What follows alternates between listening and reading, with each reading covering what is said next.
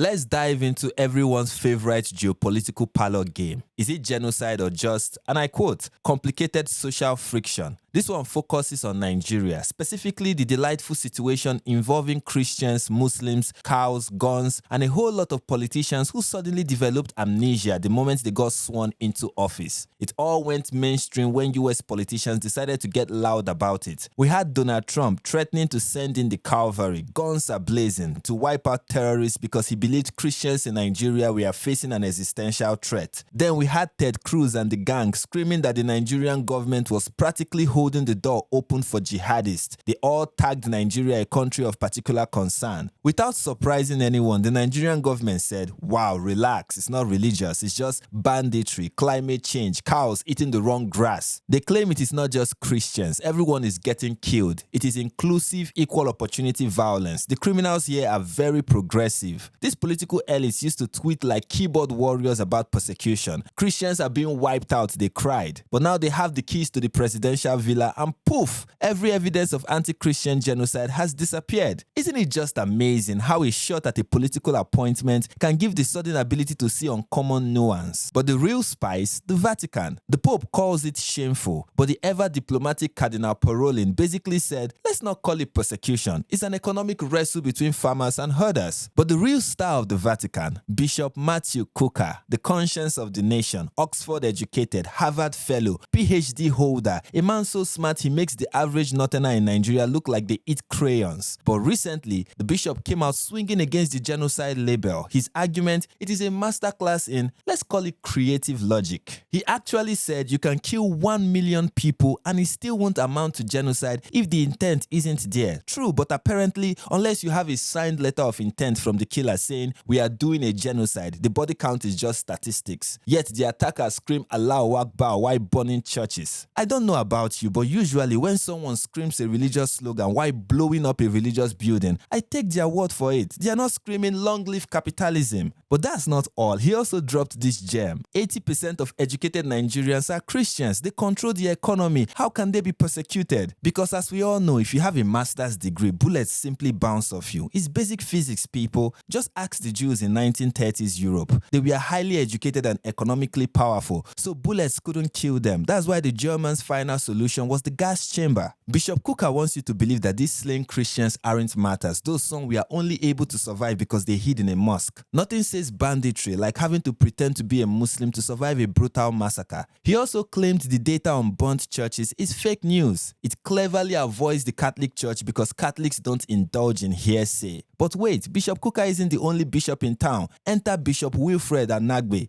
Bishop Wilfred went to the US Congress in 2025 and dropped the hammer using words like organized, systematic, brutal cleansing. He asked a simple question to the Bishop Kukahs of the world. Show me the stats. How many imams were kidnapped versus priests? How many mosques were burnt versus churches? I wonder if this qualifies as a Catholic indulging in hearsay. Yet while the bishop testified that his people were being wiped out, the Nigerian government told him to watch his words and he faced threat of arrest. And that's how you know the Nigerian government is totally innocent, right? But why is Bishop Kukah, the conscience of the nation, sounding a lot more like the press secretary of the nation? I mean, in 2020, he called Nigeria a failed state. He described the security crisis as a genocide. He even said the only difference between the president and the terrorists is that one of them uses a bomb. My goodness, Bishop, take it easy. But now in 2025, our bishop is saying, hey, America, don't sanction us. It's not genocide. What changed? Did the killing stop? No. Did the terrorists retire? No. But in March 2025, President Tinubu appointed Bishop Kukah as a pro-chancellor of a federal university, and suddenly the failed state looks a lot more like a valid employer. It seems the pen is indeed mightier than the sword, especially when the pen is signing an appointment letter. Meanwhile, on 30th November 2025, a Kogi state church was stormed. The pastor and his wife were kidnapped. Assume the bandits just wanted them to clarify a theological point in the bush. The day before that, Boko Haram attacked Chibok again and burnt a church. But until the attackers signed a notarized affidavit stating, we hate Christians, this is just aggressive urban planning, right? Yet 2 days prior, a kidnapped Anglican priest died in captivity, and that's clearly the economic activity of terror startups in Nigeria. You see, in Nigeria, the definition of genocide seems to be inversely proportional to how close you are to the government payroll. And if you kill people for their faith, but you also steal their land, it confuses the Vatican enough to call it a social issue. But Bishop Kukah might be right about one thing.